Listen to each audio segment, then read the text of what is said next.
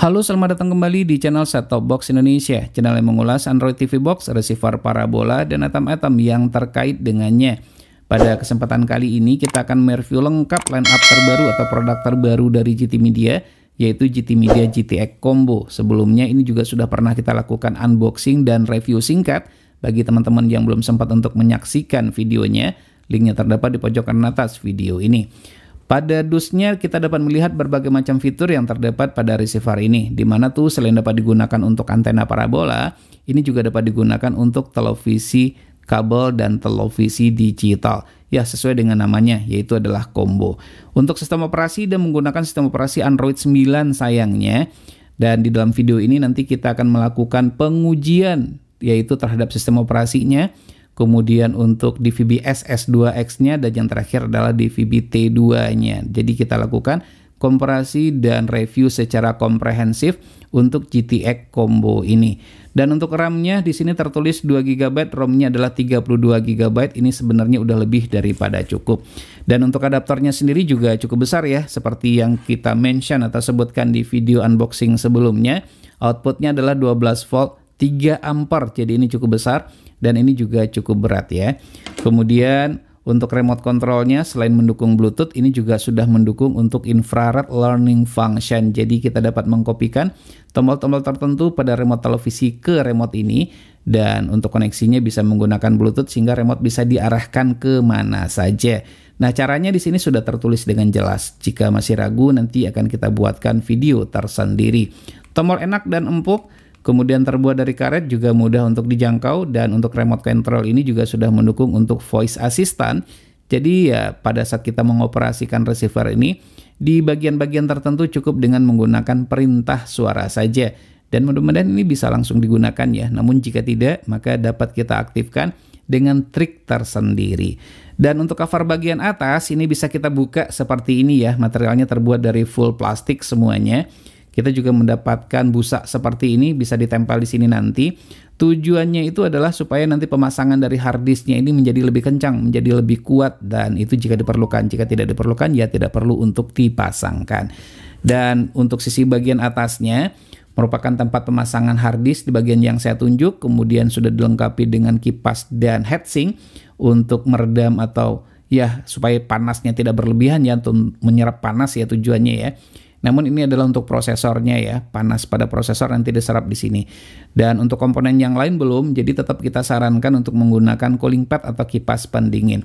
Front panel adalah seperti yang terlihat, di mana informasinya cukup lengkap, dalam keadaan menyala nanti akan kita kasih lihat.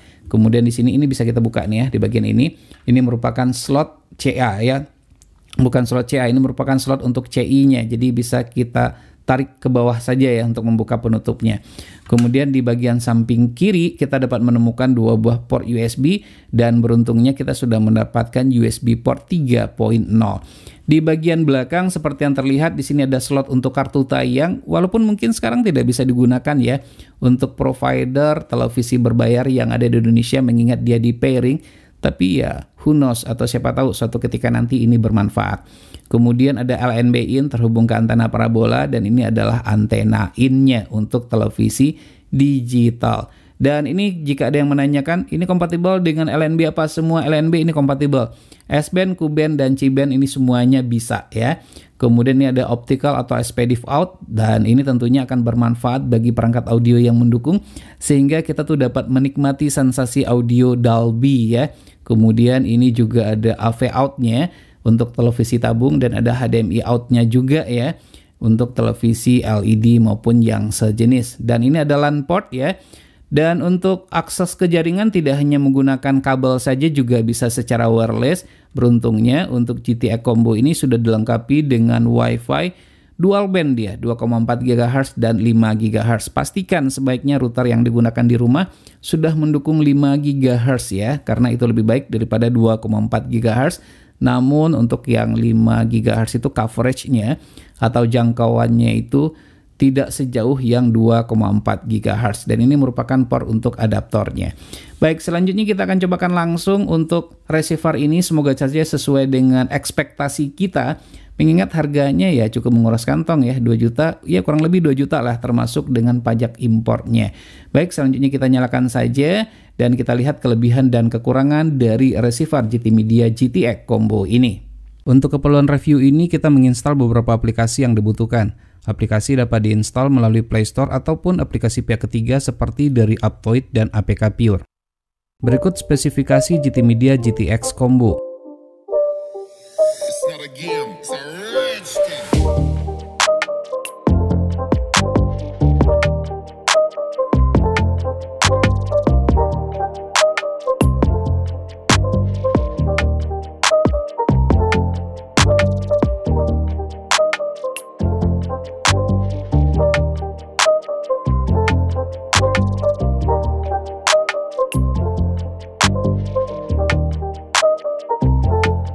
Pertama kita akan mereview dari sisi sistem operasi yang digunakan berikut dengan tampilan GUI-nya.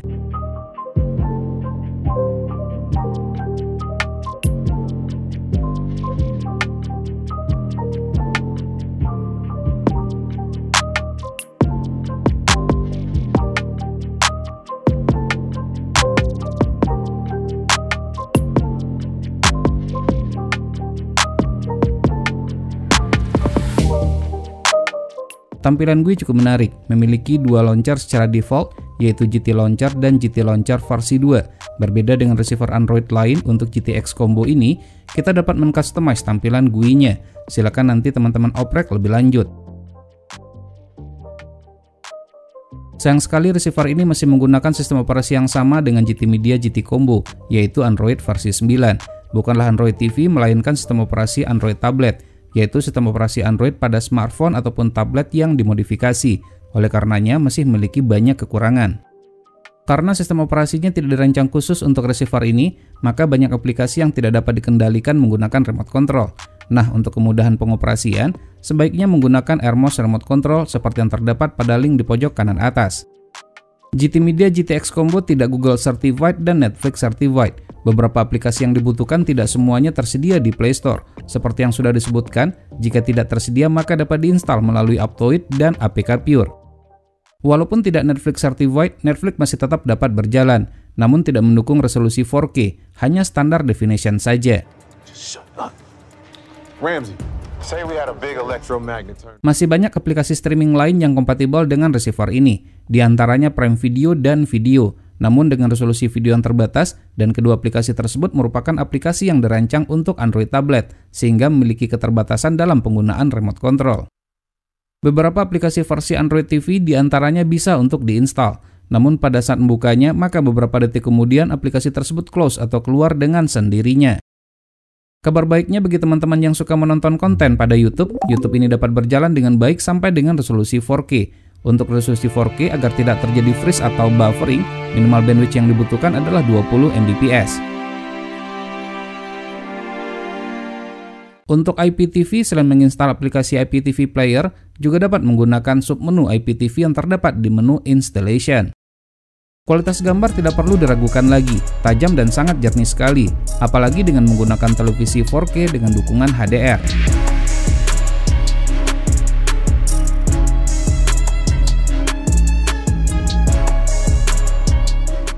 Tidak hanya untuk kebutuhan streaming saja, receiver ini juga dapat digunakan untuk bermain game ringan, seperti ini.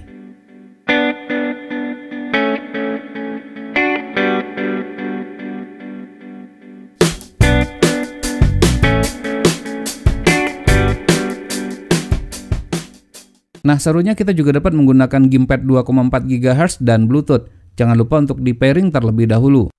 Tidak memiliki fitur built-in Chromecast. Miracast juga tidak dapat diaktifkan menggunakan aplikasi lain, salah satunya aplikasi AirScreen, hanya mendukung casting, DLNA, dan NFS saja. Ketiga fitur ini nanti akan kita bahas secara jelas di video tersendiri. Untuk 8K atau 8K, tentunya ini bagi televisi yang mendukung. Nah, di pasaran harganya sekarang ini dia termasuk pajak ya, pajak impor ya, itu di kisaran 2 juta rupiah. Namun jika beruntung dan setelah dipotong dengan voucher, Bisa jadi totalnya di bawah itu. Tombol voice assistant di remote control sangat berguna sekali untuk mengendalikan receiver ini, cukup dengan menggunakan perintah suara saja, seperti berikut ini. What the best movies today?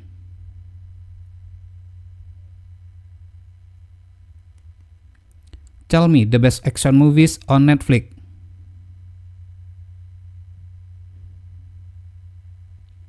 Open YouTube.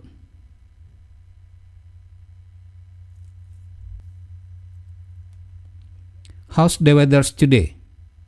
Today in Lamba, there will be scattered thunderstorms with a forecasted high of 79 and a low of 64. Right now it's 78 degrees and cloudy.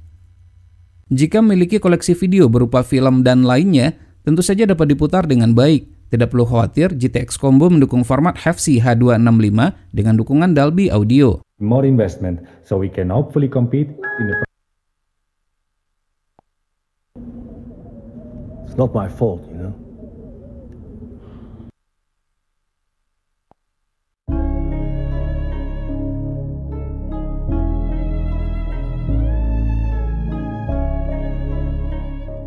Nah, sekarang kita sudah mendapatkan gambaran terkait dengan kemampuan yang dimiliki oleh receiver ini dengan sistem operasi Android 9 yang digunakan.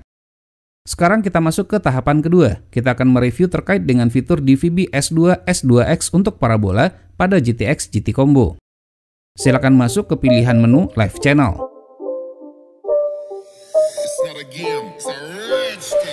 Berikut tampilan menu GT Media GTX Combo.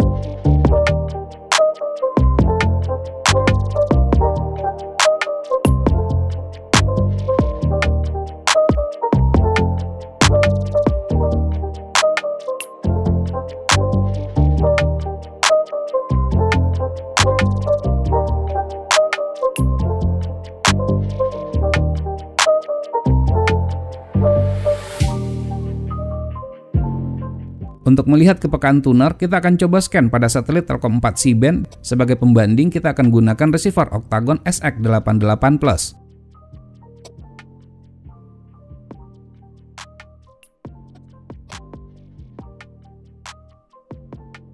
Dan inilah hasil yang kita dapatkan. Perlu diketahui, untuk di satelit hampir semuanya sudah tersedia secara default, jadi tinggal ditambahkan saja bila satelit yang dicari belum tersedia.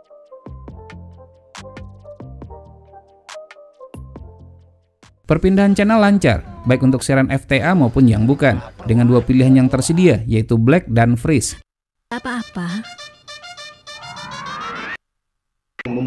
Support ya pasiennya sehingga sama dengan GT Media GT Combo, untuk receiver ini juga bisa ditambahkan pican sehingga tampilannya lebih menarik. Channel juga dapat dikelompokkan sesuai dengan daftar favorit yang diinginkan. Nama list favorit juga dapat di-rename sesuai dengan selera pengguna.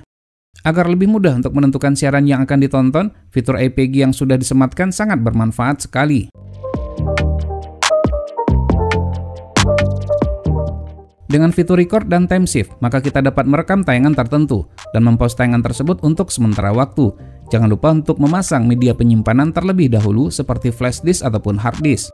Autobis bekerja dengan baik, pastikan derajat satelit sudah benar. Sementara untuk auto powerful belum kita cobakan. LNG pada 2023 ditargetkan mencapai Dukungan protokol yang tersedia lengkap, seperti CC-Cam, New-Cam, dan MG-Cam melalui emulator OSCam, stabil dan lancar seperti berikut ini.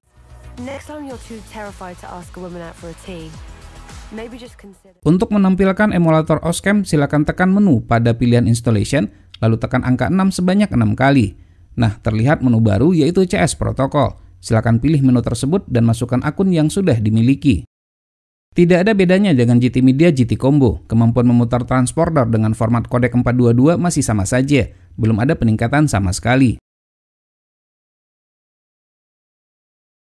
Terkait dengan fitur AVS Plus dan HEVC H265, tidak perlu khawatir. Receiver ini mendukung kedua format tersebut. Pada dus tertulis, receiver ini mendukung DVB S2X atau multistream. Namun setelah kita cobakan ke satelit ABS-2 C-band dengan transponder multistream, ternyata tidak bisa. Hal ini sama juga seperti yang terdapat pada GT Media GT Combo. Tidak hanya multistream, untuk T2MI di satelit Yamal 601 C-band hasilnya juga sama. Tidak ada channel T2MI yang didapatkan, padahal fitur T2MI sudah diaktifkan pada saat proses scanning. Nah, ini mungkin yang banyak ditanyakan oleh calon pengguna atau yang sudah menggunakan terkait dengan firmware Mars. Sampai saat ini, pihak GT Media belum ada rencana untuk mengembangkan firmware tersebut untuk receiver ini. Meski demikian, kabar baiknya bagi pengguna GT Combo, firmware Mars segera rilis untuk receiver tersebut. Terakhir kita masuk ke tahapan ketiga. Kita akan kupas terkait dengan fitur DVB T2 untuk TV digital. Tuner T2 pada receiver ini boleh dikatakan sensitif, dapat melock semua MUX yang aktif di lokasi saya, termasuk MUX dengan sinyal lemah. Perpindahan channel lancar, siaran dapat direkam dan di-pause untuk sementara waktu. Kiri, kanan, atas, bawah, luar. Tidak mendukung fitur EWS sebagai peringatan dini di saat terjadi bencana alam seperti gempa dan lain-lain. Channel juga dapat diurutkan dan dikelompokkan sesuai selera, dan dapat ditambahkan juga dengan pikan sehingga tampilannya lebih menarik. Terkait dengan pikan ini, untuk channel-channel yang didapatkan dari hasil scanning menggunakan DVB S2, S2X, maka pikan juga dapat untuk ditambahkan pada saluran tersebut. Agar channel yang sudah disusun tidak berantakan kembali, jangan lupa untuk meng-off-kan submenu LCN pada menu sistem. Ini juga berlaku untuk saluran parabola. Jika mendukung dengan menekan tombol EPG pada remote control, maka kita dapat melihat susunan acara untuk siaran yang sedang tayang dan yang akan tayang. Sama seperti parabola DVB S2, S2X, siaran yang sedang tayang juga dapat direkam dan di-pause untuk sementara waktu.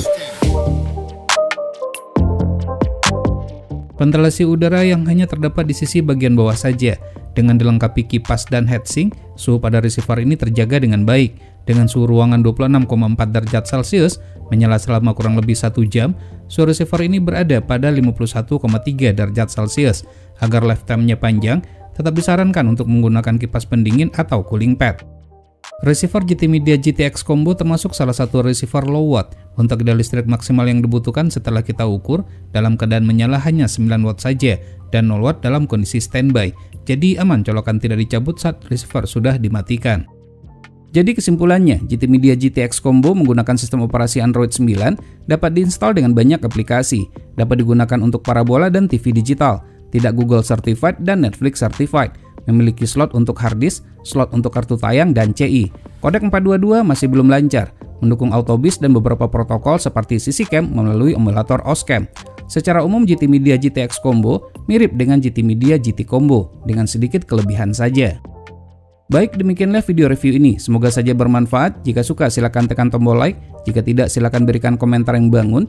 Jangan lupa untuk terus mensupport channel ini, cukup dengan cara subscribe, share ke media sosial masing-masing, dan tekan lonceng agar selalu mendapatkan notifikasi video terbaru. Terima kasih, sampai ketemu lagi di video berikutnya.